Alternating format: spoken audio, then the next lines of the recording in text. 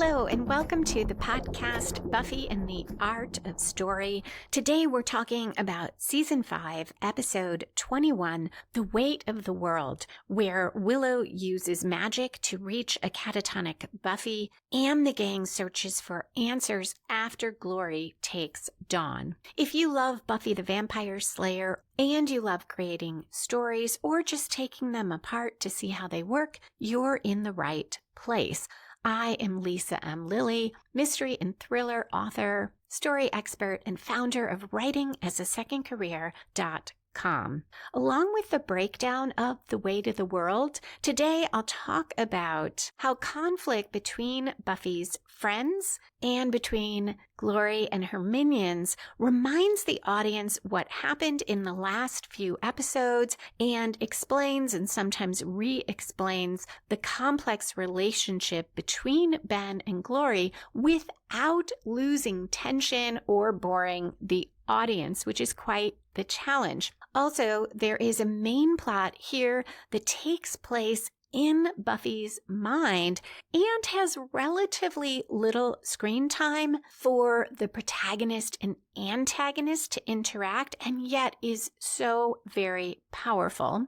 Clear examples of showing versus telling when it comes to character traits and the way the theme of guilt weaves through the plot and the subplots. There will be no spoilers except at the end when I talk about foreshadowing, but I'll give you plenty of warning.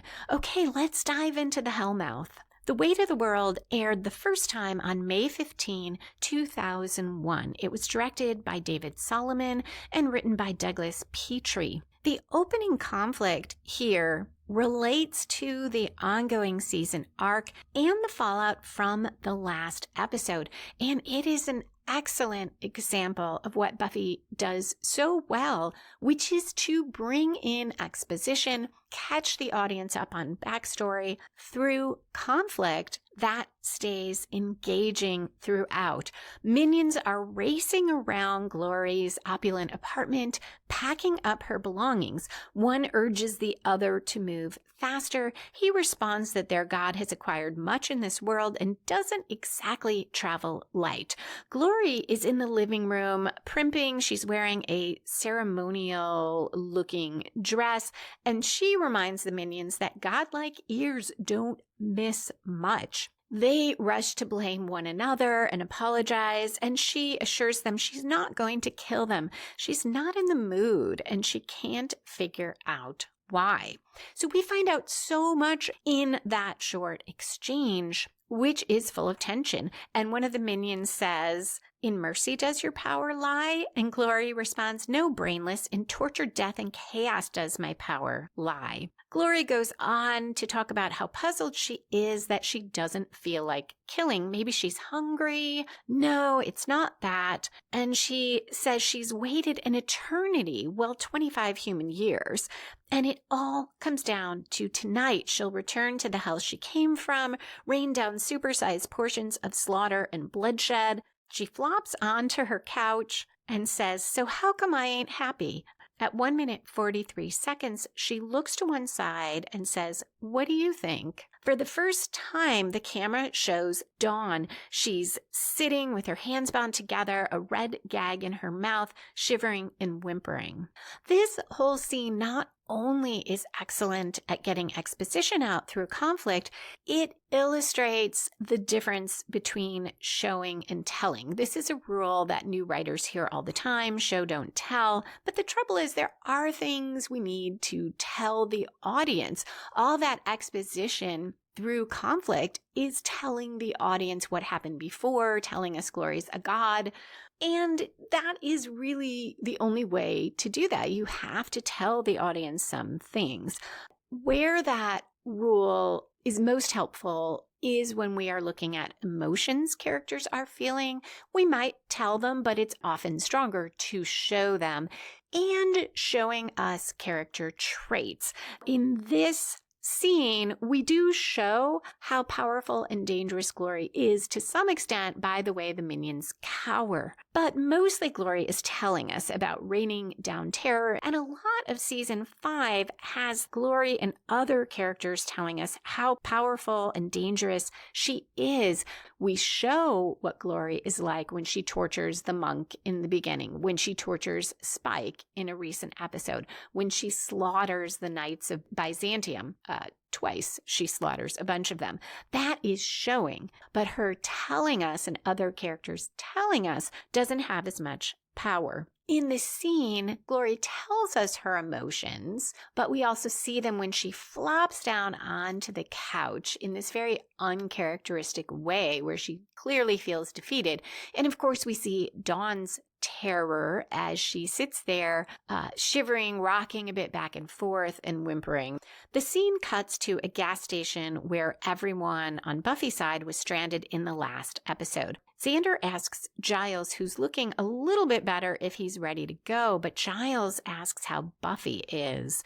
Xander says still the same, and Willow says it's been almost half an hour. Xander tells her to try again, but Willow's not sure Buffy's really in there. So more conflict that catches us up on the last episode. The camera closes up on Willow's face, and she says, "Can you hear me, Buffy? Buffy?" At 2 minutes 37 seconds in, for the first time we see Buffy, and Buffy sits completely still, her face impassive, showing no reaction. She's still wearing that same black leather jacket and white shirts she wore in the last 2 episodes, but is motionless, and we go to credits. At 3 minutes 37 seconds in, we come back and Spike calls Buffy's name, gets no response, and says she can't just be brain dead. She's still Buffy. Xander says they won't get Dawn back by sitting around there, but Spike argues it's for Buffy to decide what to do next. Willow and Anya worry about moving Buffy. Could it make her condition worse? And Giles says losing Dawn after all Buffy went through pushed her too far into some sort of catatonia. If we didn't see the last episode, we know that this happened when Glory grabbed Dawn. At 4 minutes 24 seconds, Spike says they need to snap her out of it. He shakes Buffy hard, and Anya says they tried that. Spike then smacks Buffy across the face. He yelps in pain. Buffy doesn't respond at all, and Anya says, "We didn't try that." Xander calls Spike insane. They could be dealing with neurological damage, but Spike argues you can't use kid gloves. She's a slayer. Anyway, he wagers that, quote, "when all is said and done, Buffy likes it rough," end quote. We're now reaching about 10% through the episode, and as is often the case, here we see a story spark or inciting incident that gets the main plot rolling. And here it is Willow deciding that she'll be the one to help Buffy. It took me a bit to sort out main plot versus subplots in this episode. I knew the main plot was Willow helping Buffy, but at first I thought everything the other Scooby friends did was separate, and then there's Glory's subplot of getting to the point of doing the ritual that will take her home. But I think that the gang trying to find out about Glory is part of the main plot, because Willow's goal is not just to help Buffy, but it's to bring a very reluctant Buffy back to reality so they can all keep fighting for Dawn and go after Glory. And the others are doing their part in finding out what they can to help Buffy go after Glory when she's back. And the things they do as the audience watches put more and more pressure on Willow's and Buffy's interactions. Xander slugs Spike, and the two struggle until Willow, who's been staring at Buffy intensely, turns to them and says, "Separate." They fly apart, and Willow, in a low voice, says, "Buffy's out. Glory has Dawn. Sometime real soon, she's going to use Dawn to tear down the barrier between every dimension there is. So if you two want to fight, you do it after the world ends, okay?" All right, first we head back to Sunnydale. Then she assigns roles. Xander will take Giles to the hospital. Anya will look after Tara. Spike will find Glory, check her apartment, see if she's there, but don't do anything stupid like trying for payback.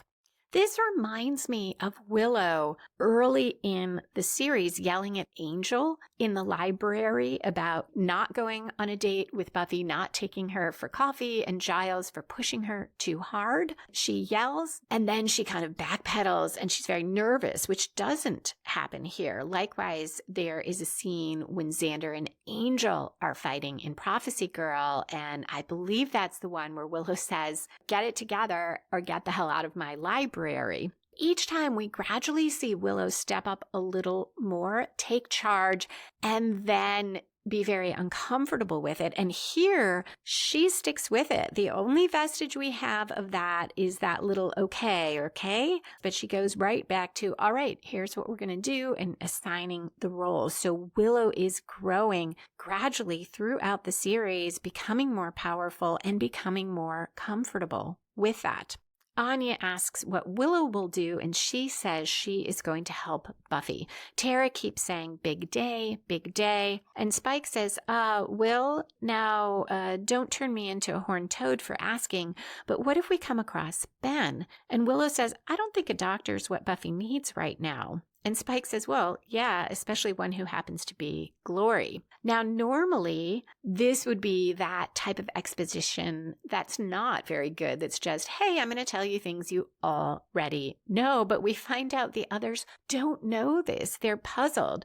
Is he saying Ben is with Glory, that they're working together? And Spike tells them, no, they're one and the same.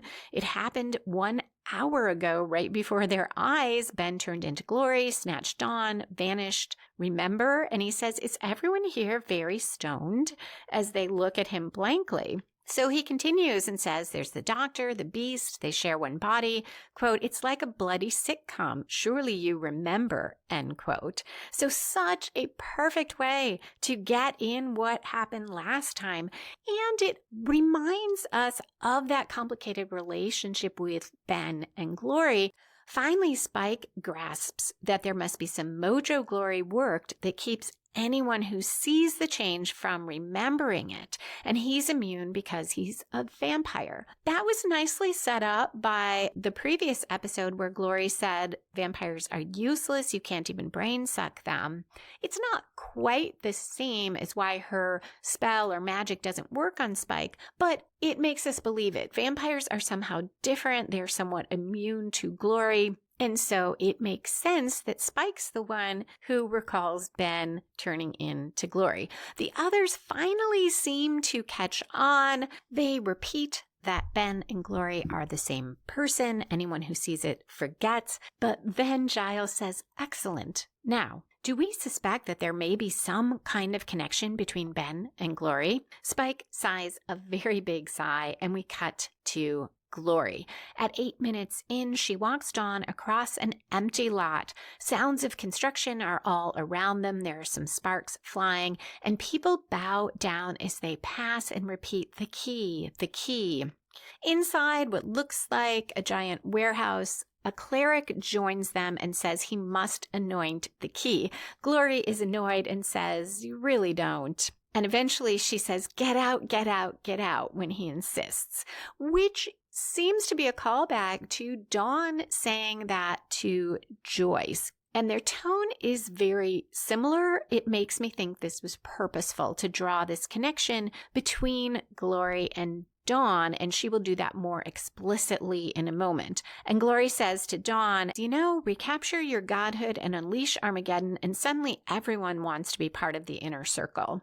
She wipes the ashes the cleric put on Dawn's forehead off as she talks and asks if Dawn's okay. Dawn wants to go home, and Glory calls her sweetie and assures her she's about to her real home, not that suburban nightmare the monks cooked up for her. And this is where she starts drawing that parallel that she and Dawn are similar, that their real home is not this world.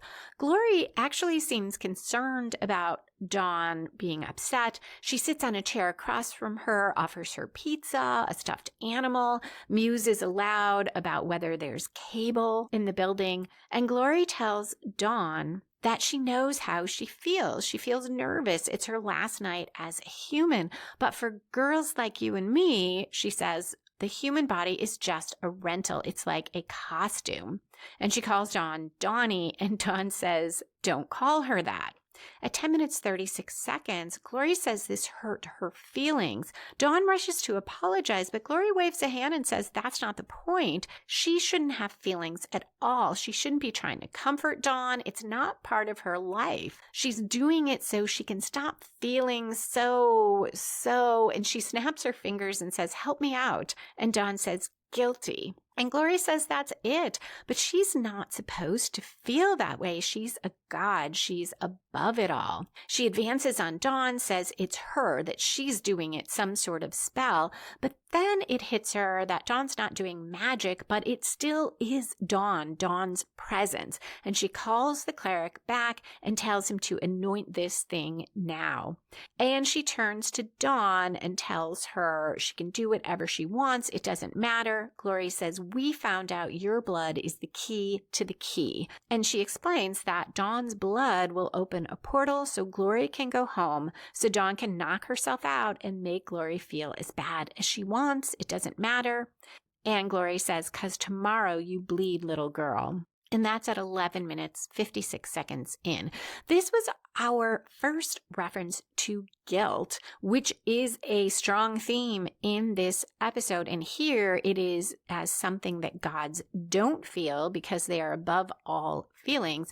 And also how it changes Glory's, maybe not personality, but her character in terms of what she wants to do. She finds herself wanting to comfort Dawn. This moment could be what I think of as the 1/4 twist, that first major plot turn that often comes about a quarter way through, sometimes a third of the way through. It should come from outside the protagonist, and here it is. It's outside Willow for the main plot and outside Buffy and her friends. And it spins the story in a new direction. Here, it does that by adding a time limit and letting us know that Dawn will bleed out during the ritual, which raises the stakes. Now, these things were already true, so that's why I hesitate to see this as that major plot turn. But because the audience didn't know that yet, Dawn didn't know it yet, and it definitely raises the stakes for Willow, for Buffy, for everyone, it probably is the first major plot turn. We will see another shift in the storyline around here as well, because we turn to what exactly Willow is going to do to help Buffy.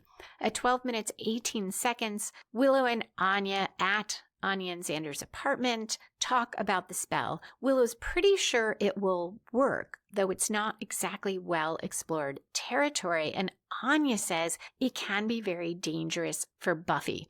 So this is part of what keeps tension high, despite that all of this action is going to take place in Buffy's mind, which normally could feel kind of low stakes and not that exciting because it's not happening in the quote-unquote real world of the story. But we're going to keep adding to this idea that doing this presents a danger in itself. Willow tells Anya how to care for Tara, including that there are pills to give her every 2 hours. And Anya says, you think you'll be gone more than 2 hours? And Willow says, I don't know. Wish me luck. And Anya says, okay. And she punches Willow lightly on the shoulder and in a bright voice says, good luck. Willow tells Tara she'll be back as soon as she can, clearly worried, kisses Tara, gathers her supplies, and goes into the bedroom. And Anya very quietly says, good luck. And I love Anya this season. She does that cheerful good luck, almost making light of it, trying to reassure Willow, and waits until Willow's gone to truly show the depths of her concern with that quiet good luck.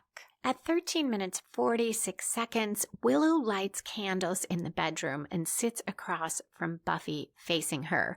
The room is dim, Buffy looks blank, and Willow looks very serious. Then Willow blinks and she's in a bright, sunny house. Such a contrast. She walks through and goes into a room where a little blonde girl with pigtails sits holding a little blonde doll. And the girl says, "Hi, Willow." And Willow, with a slight smile, says, "Hello, Buffy." And we cut to commercial. When we come back, Spike kicks in the door to Glory's apartment. It's easy to see that Glory has moved out. He finds Ben's bedroom. At 16 minutes, 18 seconds in, we cut back to little girl Buffy, who says, "What are you doing here?" And Willow responds, "Actually, I'm looking for you." Buffy asks if Willow likes dolls, and Willow asks what Buffy's doing here. And the little girl says, "I like it here."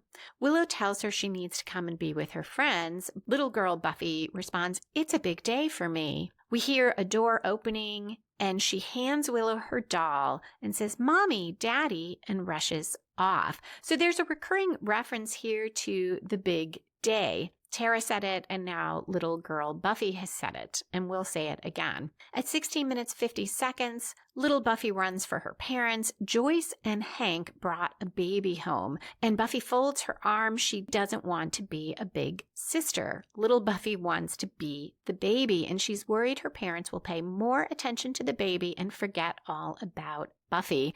It's shades of Buffy's reaction when Dawn was inserted into the world, though she didn't know that that had just happened. So it seems like this is the reaction the monks put into Buffy's mind and into the world when they created Dawn. And Buffy says to Joyce that Buffy, could be the one to look after Dawn and help. And she says, "Mom, can I take care of her?" And Joyce says, "Yes, Buffy, you can take care of her."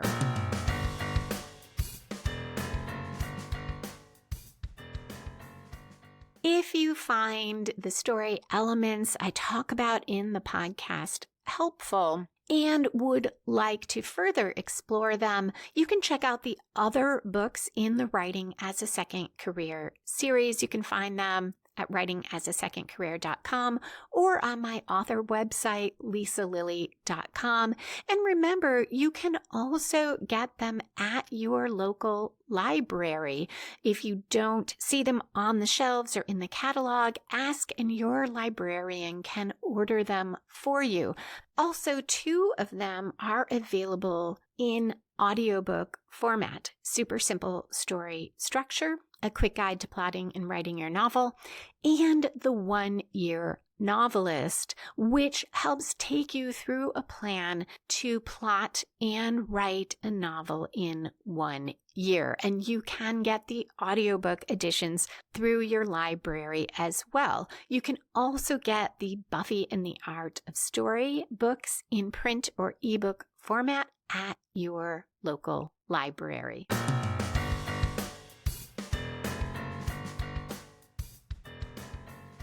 At 17 minutes 47 seconds in, a grown-up Buffy wearing a tan skirt puts a book on the shelf in the magic box as Willow watches, puzzled. There's a quick cut to a fire in the desert, and Willow says, "Okay." Much of this main plot of Willow and Buffy's head is shown interwoven with actions by the rest of the team, as we got that quick cut of Spike going through Glory's place, and now we're going to go to the hospital. As I mentioned in the beginning, while at first I thought that was a separate subplot or carrying forward the season arc, which it does do, I do see it as all part of a main plot to help Buffy go after Glory and get Dawn back. At 18 minutes 4 seconds, Giles at the hospital puts on his jacket with a little help from Xander. Xander tells him about Willow contacting Buffy psychically through magic, which Giles says is extraordinarily advanced. So another way to emphasize to the audience that this could be dangerous for both Willow and Buffy. Xander says he went to the psych ward looking for Glory's victims, but no one is there. In the background, Spike swipes a blood bag And he joins the two of them to tell them that Glory is gone. But Spike knows a bloke, more like a demon, but bookish, who knows all the nasty corners of the magic world. And maybe he can help them figure out Glory's game plan. As he and Xander head out, Spike tells Xander he saw Ben's things at Glory's, and Xander is shocked. All this time, Ben's been subletting from Glory. And at 19 minutes 22 seconds, Spike says, "This is going to be worth it." He smacks Xander on the back of the head. Both of them yell in pain, and Spike says, "For the last time," from the top. This also shows how strong Glory's mojo is, because presumably Spike explained this several more times between the gas station and here, and it just keeps wearing off. That head pain for Spike and Xander is a nice link to the next scene, where Glory holds her head as if she's in pain, tells a minion she hates this. She is remembering Ben's life, and she asks Dawn if Ben went to see her in the desert and the gas station when they were all hiding from Glory. And Dawn agrees that she remembers that and him turning into Glory. Glory says no one should remember that. The cloak between her and Ben is fading, and that Glory almost helped Dawn. She remembers wanting to. She's thinking Ben's thoughts, feeling his feelings. Ben emerges for a second and says, "I can't kill the girl." He turns back into Glory, who begs the cleric to rip Ben out of her, and he says he can't. She's risking terrible magics in opening the portal, and quote, "Nothing comes without a price. This is yours," end quote. And this is a character stating the general rule that in fiction, magic needs to have a price. When I was early in my writing career, I wrote some supernatural stories where the protagonist was just able to do these things. And in a retreat, an instructor told me what I'm surprised I had not learned somewhere before, which was that there has to be a price for using magic, because otherwise it's just the easy answer to everything. And there's no suspense, there's no excitement, nothing is hard for the protagonist or for the antagonist for that matter.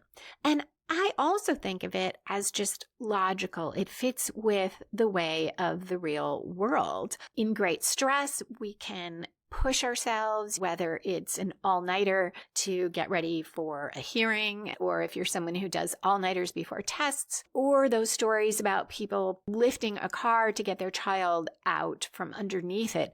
You can do these things in great moments of stress with that surge of adrenaline, but it takes its toll later on the body and mind. And I think of magic the same way. Now here, this is a more specific message to Glory, because she says gods don't pay. And she grabs Dawn and says, "We do this now." So we're almost at the midpoint of the episode. And that's where I look for some sort of major commitment by the protagonist, or a major reversal the protagonist suffers, or both. And we have a lot happening here. I don't think we have just one of these. In Glory's subplot of setting the stage to go home to get to the ritual, she almost suffers a reversal, because we'll find out when she grabs Dawn, she's about to kill her right now. So either she's committing by saying, look, we're just going to do the ritual now and see what happens, or it's a reversal. She can't stand the pain, so she's going to kill Dawn and end it. The main plot with Willow, I don't see a major commitment here, because Willow already made that by going into Buffy's head. And then we're going to see a subtle reversal for Willow in Buffy's head, one that nonetheless has a lot of emotional power. At 21 minutes, 25 seconds, Willow, in front of that fire, sees the guide in the form of the first Slayer. And here we get a little humor, which I love. She says, "Hey, I know you. You're the original Slayer who tried killing us all in our dreams. How have you been?" And the guide says, "Death is your gift." And Buffy, who is sitting there, says, "Death is my gift?" And Willow says, "Wait, death is her what?" And the guide says, "Death is your gift." Willow is puzzled, and this also clearly shocks her. I see this as a major reversal, because Willow now grasps how much deeper this catatonia for Buffy goes beyond being overwhelmed that Glory grabbed Dawn in the moment. Now Willow knows that Buffy has been struggling with this since her quest, the quest that she hoped would make her feel better about being a Slayer, feel more in touch with her humanity, instead gave her this message that death is her gift. Willow now knows there are so many more layers here, and Giles told us that this spell is advanced. Anya told us it's dangerous, and now we are more concerned that neither Buffy nor Willow will get out unscathed, or perhaps get out at all. At 22 minutes, Willow watches Book Buffy replace that book on the shelf in the magic box once more. Then a different Buffy, one who looks a little more like real Buffy because she has her hair in a ponytail and she wears black clothes, so more similar to how real life Buffy is dressed and how she has her hair. This Buffy in black heads down a hallway in the Summers house. And this is a shift too, because with little girl Buffy, the Summers house was full of sunlight, and now it is the present day Summers house, and they're in a hallway, no windows. It's not dark, but it's certainly not sunny, and Willow follows Buffy asking where she's going. The scene cuts to Glory, who has Dawn by the throat, and the minions yell at her not to kill the key. Now they'll be stuck on this mortal plane forever. Glory finally calms down a bit, orders them all to leave, says she's overwhelmed by emotions, which is ironic, and they need some girl time. Glory demands that Dawn tell her how do human beings stand it, the hormones, the pheromones, and Glory says every day, woo, no control, and goes on, quote, and their feelings, hate 'em. Is this what the poets go on about? This? Call me crazy, but as hardcore drugs go, human emotions are useless. End quote. She continues that humans are puppets constantly jerked around by emotions. An interesting take, given that a strong theme in Buffy the Vampire Slayer as a series is that emotions give humans strength. Buffy argued this to Kendra, that anger made Buffy a stronger fighter despite that Kendra's technique was better. And Faith, to some extent, argued this, that if Buffy wasn't enjoying slaying, she was doing it wrong. Though with Faith, we saw some of the dangers of that approach. All the same, emotion is what protects Buffy. Her love for her friends and family, we're told over and over, is part of why she survives so much longer than the other Slayers. But now emotion is undermining Buffy and Glory. Glory tells Dawn she really wants to know, and Dawn might as well tell her she's going to bleed Dawn either way. And Dawn finally says, depends on the person. Glory responds, so you're saying some people like this? And Dawn says, some. Glory's not buying it, though. All she sees is, quote, 6 billion lunatics looking for the fastest ride out, end quote. And she goes on that everyone is, quote, drinking, smoking, shooting up, shooting each other, or just plain screwing their brains out because they don't want them anymore. End quote. Glory says at least she admits the world makes her nuts and challenges Dawn to name one person who could take it here, and Dawn says Buffy. And this is one of those irony cuts because Dawn says Buffy, and we cut to Buffy and Willow sitting and staring at each other, Buffy still catatonic. And in what at first seems like a voiceover, Willow says to Buffy that she can't keep following her around, they have to go. And as she says it, we shift back into Buffy's head as Willow follows Buffy into a bedroom, and there's a headstone and dirt in the shape of a grave, clearly Joyce's grave, and Willow says, I'm sorry. And Buffy says, don't be. Death is my gift. Willow says she keeps hearing that. She's not sure what it means. And Buffy tells her it's not that complicated. At 24 minutes, 51 seconds, Buffy goes into Dawn's bedroom. Dawn lies on the bed, eyes closed, breathing hard. And Buffy says it's what she does. It's what she's here for. Quote, it's all I am, end quote. Buffy puts the pillow over Dawn's face, holding it lightly but smothering her. And Willow yells no and tells her to stop. Buffy still holds the pillow but turns to look over her shoulder at Willow. What? I keep telling you, Willow, I figured it out. Death is my gift. And we cut to commercial.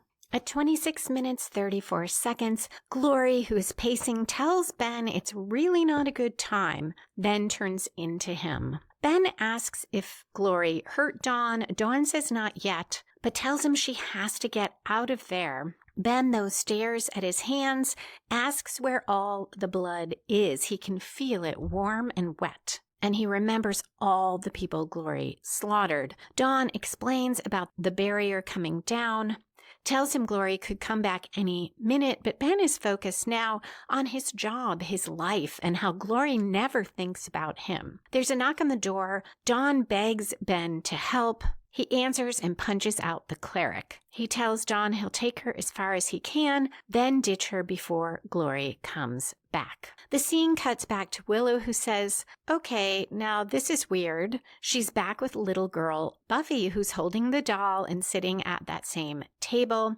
Willow again says she's looking for Buffy and also says, and I think we already dejaed this vu. Little Buffy says, you talk funny. And Willow responds, yes, as you'll tell me again when we're older and in chem class. When little girl Buffy asks, doesn't Willow like it here, Willow says they don't have time, but little Buffy runs for Hank and Joyce again. At 28 minutes 10 seconds, Willow watches as Joyce tells Buffy we're calling her Dawn.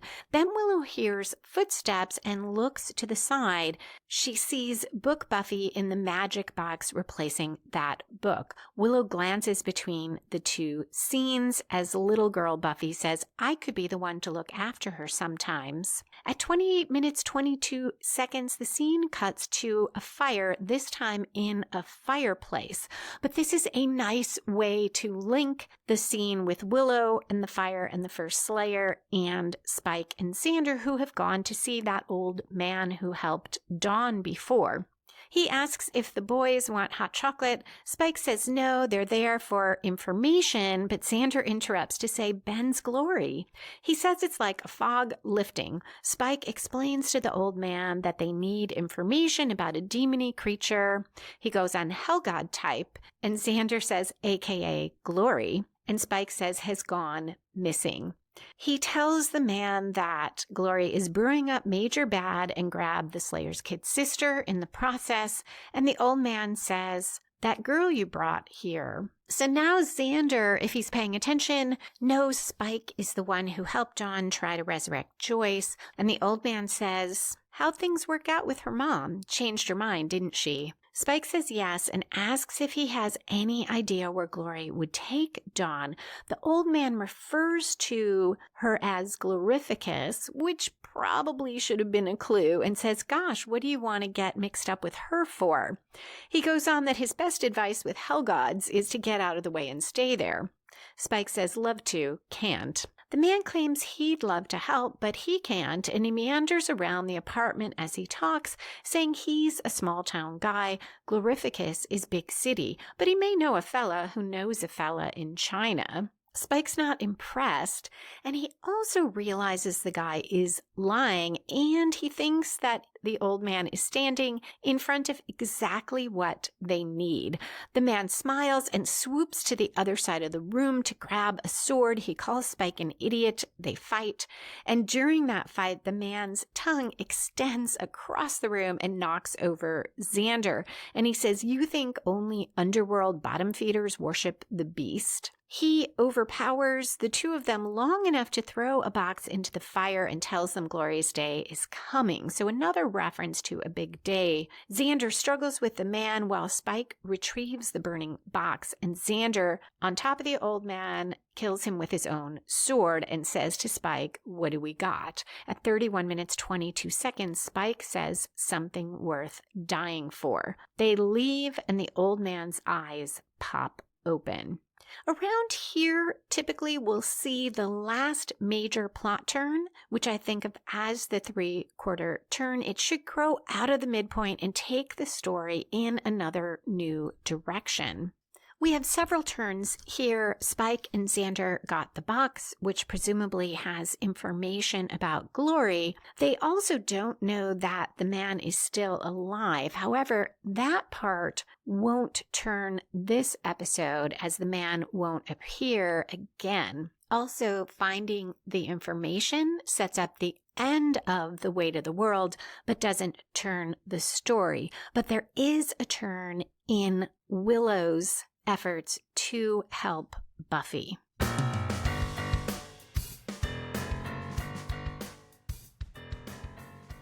A personal update this time. I will keep it short. I mentioned in an earlier episode that I'm working on a book called Fiction Writing as Your Second Career.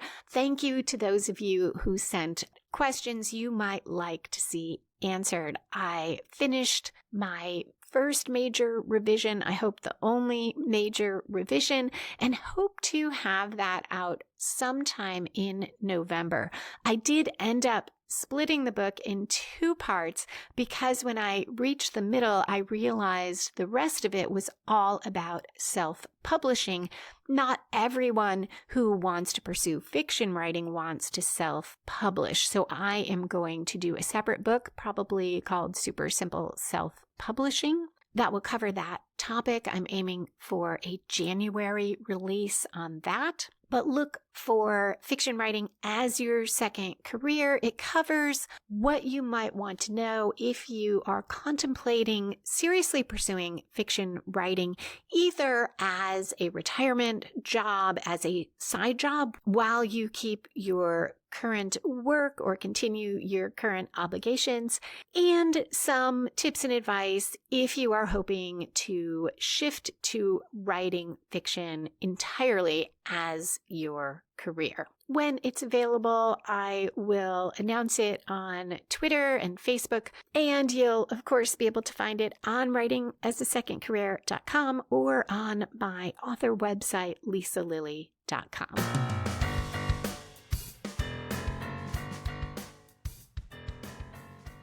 Willow follows the Buffy who's dressed in black, so who looks the most like the real Buffy, down that hall in the Summers home, again begging her to stop and listen, stop killing Dawn, and Buffy says, why? Willow tells her she didn't do it. It's all in her imagination, and she's stuck in some kind of loop. Buffy doesn't know what Willow's talking about, and she veers around Willow toward the door at the end of the hall, and Willow says, Buffy, why are you doing this? I see the turn here, the last major plot turn, being that realization for Willow that Buffy is stuck in a loop. And she says it here, and it grows from that midpoint where Willow heard the death is your gift theme that triggers Willow's thought process, informs her more what is happening for Buffy, and is part of what likely feeds into her recognizing what this loop is about. And it will turn the story because she's starting to grasp that there must be something in these chain of events that shows where Buffy is stuck. Next, though, we get a turn in the Ben and Dawn part of the story, which is both part of the main plot of Willow trying to help Buffy fight Glory and get Dawn back, and is part of Glory's subplot to prepare for the ritual. At 32 minutes, 2 seconds, Dawn and Ben hide in an alley. Ben looks out to see if the minions are around. Dawn takes advantage of his momentary inattention and brains him over the head with a handy bundle of heavy chain. She says she's sorry to his seemingly unconscious body and starts to run, but he turns into Glory, and we cut to commercial. When we return, Glory is angry at Dawn. She remembers that pain Ben felt, and she threatens Dawn. She says she can't kill Dawn yet because she needs to bleed her, but she knows all kinds of ways to hurt Dawn without killing her. She says she figured out what to do with guilt and all those emotions. She'll just mash them down where they belong. But Ben emerges, tells her to leave Dawn alone. Now Glory raves at Ben, turning into him and back as the two talk to each other. Glory says she's strong, he's weak. He calls herself involved, tells her now she's feeling humanity. Ben tries to take Dawn away, but Glory grabs her back. She is going home no matter what Ben does. In response, Ben grabs a glass bottle from the ground, breaks it and holds the glass to Dawn's neck. He'll kill Dawn himself. Glory flings Dawn aside and smashes the bottle, and she taunts Ben that he can't hurt Dawn. She knows what he's feeling. But then Glory tries persuasion. She tells him no one has to die, but he knows exactly what will happen when Glory goes home. He'll disappear from existence. Now, this is dialogue where both sides know that these things are so, but it works in terms of informing the audience because it doesn't feel fake. It's coming out through genuine conflict. It's not just one saying to the other, as you know, I'm going to blink out of existence. It's Ben saying, why would I give in to you when it means I'll be gone? Glory now introduces a new idea. He won't have to disappear if somebody up there likes him, and she could like him a lot if he helps her, and she is offering him immortality. Ben, who can see into Glory's emotions and thoughts, believes her. The offer is genuine. But how can he live forever knowing he killed Dawn to do it? He would feel that guilt every day of his life. So now this is a second conversation about guilt, this time Ben's guilt and how it keeps him from harming Dawn. At 35 minutes 59 seconds, Glory tells him not to worry about that.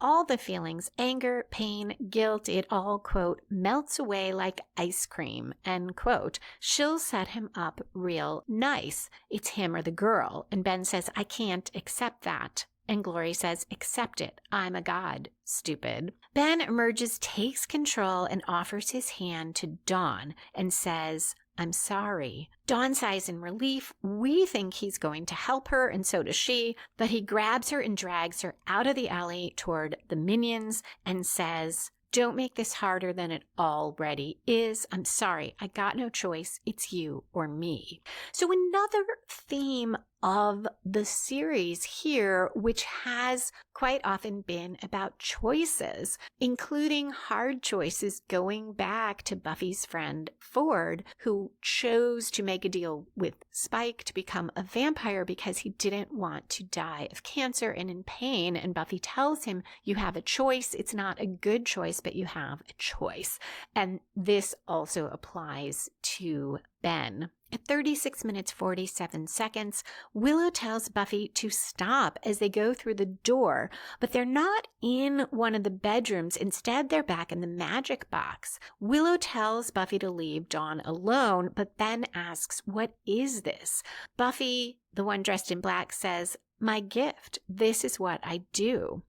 And Willow responds, I'm not talking about this. I'm talking about, and she glances at Book Buffy, re-shelving that book, and says, this. We're now at the climax of the main plot. That's where the opposing forces have their final confrontation and resolve the main conflict. And here that is Willow versus Buffy. Book Buffy re-shelves the book 3 times, and Willow says, right here, it happened. I know it's something small, but it's something. And at 37 minutes 23 seconds, Buffy in black tells her, don't go there. But Willow points out Buffy is the one who keeps dragging her back there, and she wouldn't do it if she weren't trying to show Willow something. Book Buffy says, this was when I quit, Will. And Willow says, you did? And Buffy, dressed in black, answers, just for a second. And we get a shot of real-life Willow and real-life Buffy sitting across from each other. Then we're back in Buffy's head as Book Buffy says, I remember. I was in the magic shop. And Buffy, who's dressed in black, says, I put a book back for Giles. And the rest of the story, as Buffy tells it, alternates between those two Buffys. And one of them says, I can't beat Glory. And the other says, Glory's going to win. Willow insists she can't know it, but still alternating between the two, Buffy tells her she did know it in that moment. She more than knew it. She felt it, and she wanted it to happen. She wanted it over. It's all too much. And she goes on, if Glory wins, then Dawn dies, and I would grieve.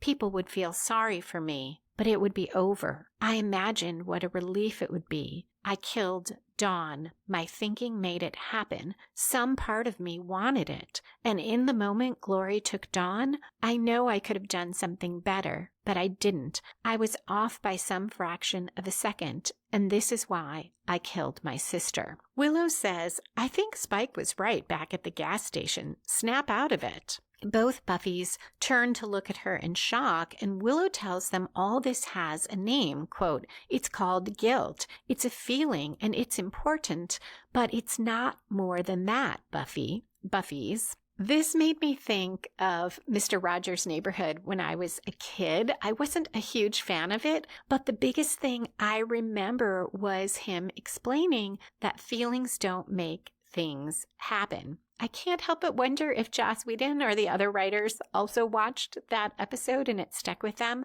Obviously, this is a really important message, so I don't mean to make light of it by the Mr. Rogers comparison, but here there's even more to it because it's not that Buffy really thinks having feelings makes things happen, but in this instance, because she feels that responsibility, that weight of the world, and she feels she has to be at her best every second, she truly feels that because she had that moment of wanting it to be over, of thinking of the relief if Glory won, it makes her think that that informed her actions. And Willow now tries to put this into perspective for Buffy and says Buffy has carried the weight of the world on her shoulders since high school. She didn't ask for it, and so she wanted out for 1 second. But Buffy says she killed her sister, and Willow says, hello, your sister, not dead yet, but she will be if you stay locked inside here and never come back to us. And Buffy, who's dressed in black, says, and what if I can't? And Willow responds, then I guess you're right. Then you did kill your sister. At 37 minutes, 30 seconds, Willow starts to leave, and Buffy says, wait, and asks where she's going. And Willow says, where you're needed. Are you coming? Buffy in black and Book Buffy look after Willow. 40 minutes, 42 seconds in, the real Buffy startles and blinks. Willow has prevailed, and that's the end of the climax. We're now in the falling action, the part of the story that ties up loose ends and resolves subplots and continues season arcs. Real Buffy bends forward, she sobs. Willow kneels in front of her and holds her, and they hug, and Buffy cries. And this reminds me of when Buffy sobbed over Angel and Willow held her, only there is so much more on her shoulders now. And these moments calling back to earlier episodes, though subtle, I think are deliberate because as best as I know, the writers, when they were writing these episodes, did not know if Buffy the series was going to continue. They may have known by the time they filmed, but season 5 was quite possibly going to be the end of Buffy. And I think that's part of why you have all these references. Also, Buffy is just such a well-written show that you would probably see a lot of this anyway, because with some exceptions, the characters keep building. The series has so much continuity, and it is almost natural. It looks like the writers do it so easily to call back to those moments. At 41 minutes, 7 seconds, Buffy, real Buffy, is at the magic box in her black leather jacket and white shirt like she wore in the previous episodes. She heard they found a ritual text and asks what they know. Giles stutters, says, according to the scrolls, it's possible to stop Glory, but he's afraid. And he goes on, Buffy, I've read these things very carefully, and there's not much margin for error. You understand what I'm saying? And Buffy says, might help if you actually said it.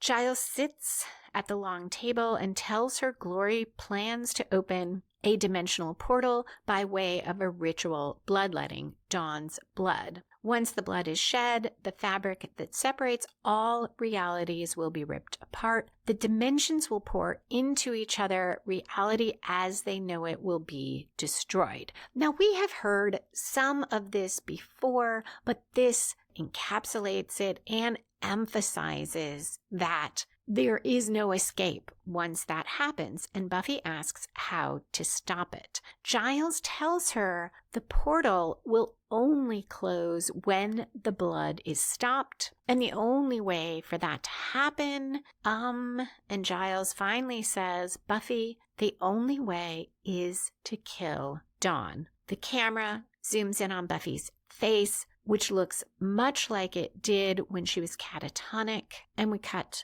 to credits. Such a powerful ending, and I don't feel that Buffy is going to go catatonic again, but we have established for the whole episode how hard this is for Buffy. The only thing that gets her out is that she might be able to save Dawn, and now Giles tells her she has to kill Dawn. This is the game changer, the main plot resolved, and now something happens that puts Buffy in the position of the only way to save humanity, Giles is telling her, is to kill her sister.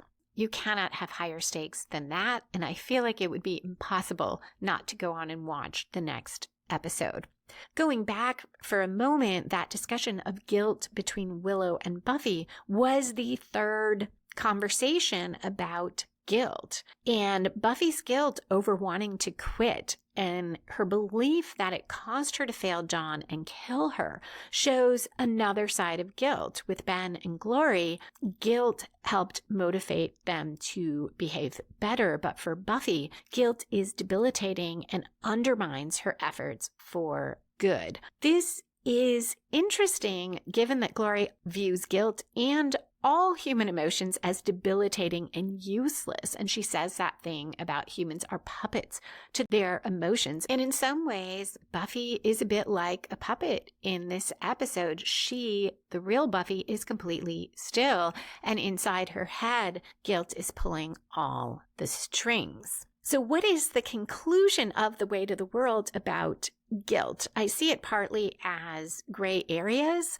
which shows a lot of why Buffy the Vampire Slayer as a series is so enduring. It would be easy in a show about fighting vampires to have good versus evil, white hats versus black hats, which we allude to in the episode The Wish, where there's the alternate universe where Buffy doesn't come to Sunnydale. But the show is always dealing in shades of gray. And I think the ultimate message here is that guilt is neither good nor evil.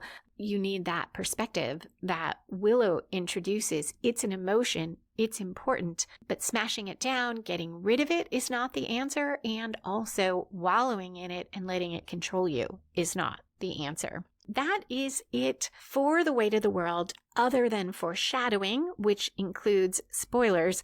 If you have not heard enough of my thoughts on this episode, you can listen further on Patreon. There is a bonus called God's Guilt and the Weight of the World. If you're not a patron already, you can join for as little as $1 a month at patreon.com/Lisa M. Lilly, Lisa, M as in Marie, Lilly, or you can make a one-time donation at buymeacoffee.com/Lisa M. Lilly. And you can listen to the Weight of the World bonus episode as well as the Buffy holiday episode there. If you are not sticking around for foreshadowing and spoilers, thank you so much for listening. Come back in 2 weeks for the finale of season 5, The Gift, where Glory strives to open the portal and Buffy and her friends do everything they can to try to stop her.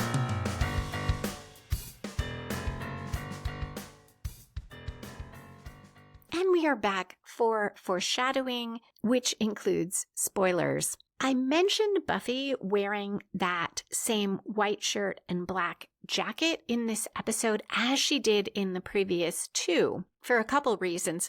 One, it's realistic. Buffy has not had time to change clothes. So it makes sense that we see her dressed the same. It adds to the tension, but also it is such a good way to set up the fake out in the gift. Early in the gift, we see that the Buffy bot is still around, but we don't hear all the plans that the gang makes, and we don't realize they're going to use the Buffy bot. So when we see Buffy in the white shirt and the black leather jacket fighting Glory, we think it's really Buffy, and we discover at the same time Glory does when Glory kills Buffy that this was the Buffy bot. So what a great way to set that up. This moment of Willow taking charge, using a spell that sends Spike and Xander flying apart, and telling them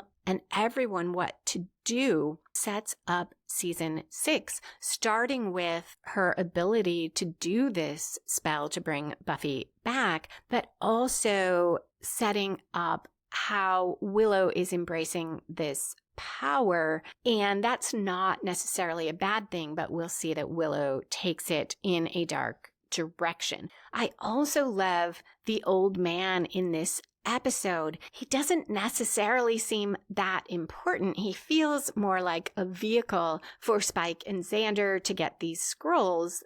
So we kind of forget about the old man, despite that he opened his eyes again. And even though he is a threat, he's got that long tongue that suddenly turns out to be a weapon. He still doesn't have that feel of posing a great danger. He's wearing the flannel bathrobe. He looks like this old guy. He spends most of his time on books, as best as we can tell. They're everywhere in his apartment. And he does seem genuinely concerned about Dawn, or at least thoughtful about her asking how the spell turned out. So we don't expect him to be some kind of major threat. And yet he is the one who will start the ritual and cause Dawn to bleed, setting up that final conflict. Another moment, and this one I never noticed before, is that Buffy tells Willow, "Death is my gift," as she looks at Joyce's gravestone when they are in Buffy's head. And this foreshadows how death is Buffy's gift to Dawn, to the world. And we end the episode and the season on Buffy's gravestone. So such a powerful moment foreshadowing that. That is it for The Weight of the World. Thank you again for listening, and a special thank you to patrons who support the show. Come back in 2 weeks for the finale of Season 5, The Gift. You can listen to back episodes of Buffy and the Art of Story at lisalily.com/BuffyStory or lisalily.com/YouTube. Comment on the episodes or connect with me on Instagram or Twitter at Lisa M. Lilly, or by visiting the Buffy and the Art of Story Facebook page, or email your comments to buffystorypod@gmail.com. Find book editions of Buffy and the Art of Story at lisalily.com/BuffyBooks. Music for this episode was written and performed by Robert Newcastle. Buffy and the Art of Story is a production of Spiny Woman, LLC, copyright 2022. All rights reserved.